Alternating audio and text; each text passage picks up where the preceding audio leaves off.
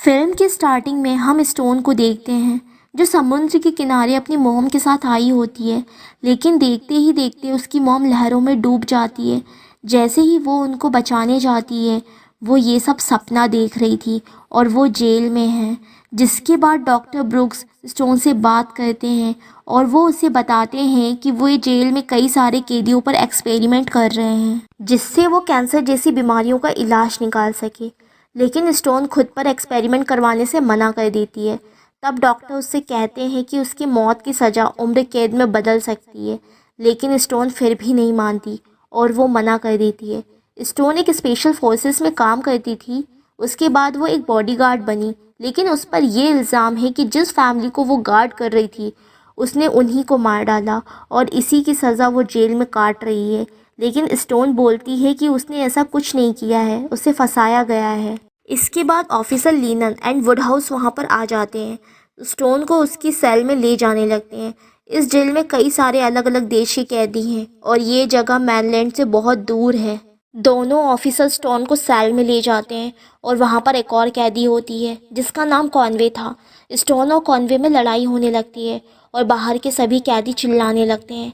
लड़ाई के दौरान कॉनवे स्टोन के पैर में ब्लेड से खरोच कर देती है और स्टोन कॉनवे का गला दबा देती है जिससे वो बेहोश हो जाती है। तभी वहाँ पर ऑफिसर वुडहाउस आ जाता है और वो स्टोन को लेकर डॉक्टर के पास जाता है जहाँ पर पेशेंट्स की हालत बहुत ज़्यादा ख़राब होती है। और वहाँ पर डॉक्टर ब्रैग अपने मज़े से खाना खा रही थी जिसे देखकर लग रहा था कि उन्हें किसी की कोई फिक्र नहीं है। वुडहाउस के कहने पर डॉक्टर ब्रैग स्टोन की पट्टी करने आ जाती है और उसे बिना बेहोश किए उसके घाव पर स्ट्रेचेस लगाने लगती है। तभी वहाँ दो ऑफिसर्स दूसरे ब्लॉक से एक मेल पेशेंट को लाते हैं जिसकी हालत बहुत बुरी थी। ऑफिसर्स बताते हैं कि ट्रायल के बीच में ही वो टेबल से कूद गया और वो उसे यहाँ पर ले आए। तभी ब्रैक उसे एक इंजेक्शन लगाते हैं, लेकिन उस पेशेंट की हालत बहुत बुरी हो रही थी। तभी वहाँ पर फादर आते हैं। डॉक्टर उन्हें उस पेशेंट के लिए अंतिम क्रिया पढ़ने को बोलती है क्योंकि उसकी मौत होने वाली थी। जिसके बाद वो पेशेंट अचानक से उठकर कहता है कि उसने अपने कैंसर को क्योर कर लिया है और उसके बाद वो मर जाता है। जब स्टोन रात में देखती है कि वही आदमी एक जिंदा लड़की को खा रहा था, तभी वहाँ पर वुडहाउस आ जाता है और स्टोन को चुपके से बाहर ले जाने लगता है।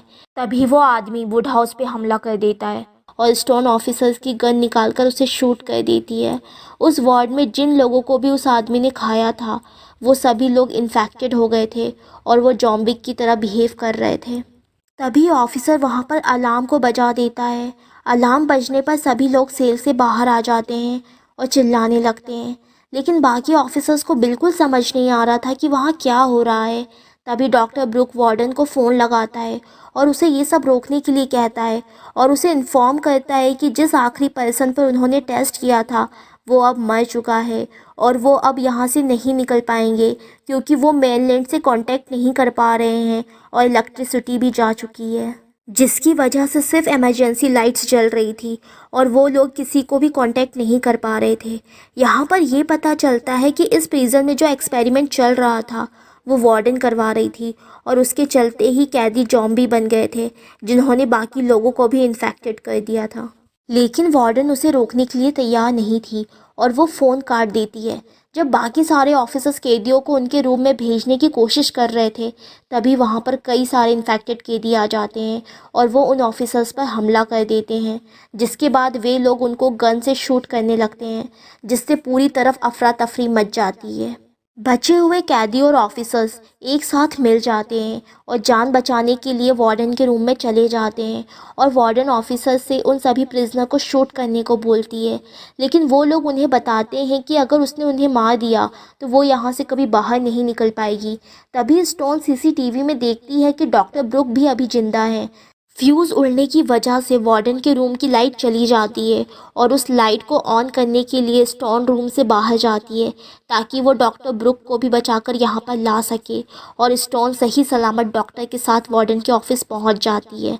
डॉक्टर उन्हें बताता है कि ये इन्फेक्शन ब्लड और सलाइवा से फैल रहा है। तभी स्टोन कहती है कि उन्हें यहाँ से निकलने का कोई ना कोई रास्ता खोजना होगा।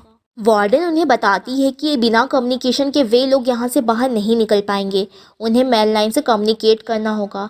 तभी ऑफिसर वुडहाउस जॉम्बी में बदलने लगता है, क्योंकि स्टोन को बचाते हुए उस जॉम्बी का सलाइवा वुडहाउस के अंदर चला गया था। लेकिन स्टोन उसे नहीं मार सकती थी, क्योंकि उसने उसकी जान बचाई थी। तो वो डॉक्टर से उसकी मदद करने को कहती है और उसे एक कुर्सी से बांध देती है। तभी उसकी हालत और बिगड़ने लगती है। तब डॉक्टर बोलते हैं कि अब कुछ नहीं कर सकते और ना चाहते हुए भी स्टोन को उसे शूट करना पड़ता है, जिसके बाद स्टोन बहुत रोती है। तभी सीसीटीवी में वो लोग देखते हैं कि मेन गेट के पास अभी और भी सर्वाइवर्स हैं और बुशर को लग रहा था कि उनमें उनकी बेटी भी हो सकती है और वार्डन को भी लग रहा था कि उनमें एक उनकी बहन भी हो सकती है। जिसके बाद स्टोन, वार्डन, बुशर और डॉक्टर ब्रुक मेन गेट पर आ जाते हैं उन सर्वाइवर को बचाने के लिए, जिनमें से वे सिर्फ एक शुलोई नाम की लड़की को ही बचा पाते हैं, क्योंकि बाकी सभी लोग इन्फेक्टेड हो चुके थे। तभी बुशर नोटिस करती है कि बाहर से अब कोई भी आवाज़ नहीं आ रही है और उन लोगों को लगता है कि सारे इन्फेक्टेड लोग मारे जा चुके हैं। तो सभी लोग रूम से निकलकर जेल के आइसोलेशन एरिया में शिफ्ट हो जाते हैं। तभी मॉसिस एक गार्ड के साथ मिलकर एक प्लानिंग करती है। वो कहती है कि उसे नहीं लगता कि वो सब साथ में बाहर निकल पाएंगे और वो उन सबको छोड़कर वहाँ से बाहर निकलने की प्लानिंग करने लगती है। और दूसरी तरफ स्टोन वार्डन के रूम में जाती है, जहाँ पर वार्डन उससे कहती है कि मुझे नहीं लगता कि हम सब यहाँ से बचकर निकल पाएंगे। वो गन निकालकर खुद को शूट करने ही वाली होती है, तभी स्टोन उसे रोक देती है। वार्डन बोलती है कि वो सोच रही थी कि शायद इस बार एक्सपेरिमेंट में हम सफल हो जाते और इससे बड़ी से बड़ी बीमारियां ठीक हो जाती। तभी स्टोन कहती है कि उसके बकवास एक्सपेरिमेंट की वजह से ही ये सब हुआ है। वो उससे पूछती है कि वे सब वहाँ से कैसे बाहर निकल सकते हैं। तब वो बोलती है कि बिना हेलीकॉप्टर हम सब यहाँ से बाहर नहीं निकल सकते और हेलीकॉप्टर बुलाने के लिए उन्हें एक फ़ोन करना होगा। लेकिन इलेक्ट्रिसिटी की वजह से उन लोग फ़ोन नहीं कर सकते थे और जेल में रखी इलेक्ट्रिकल चेयर इलेक्ट्रिसिटी का सोर्स है।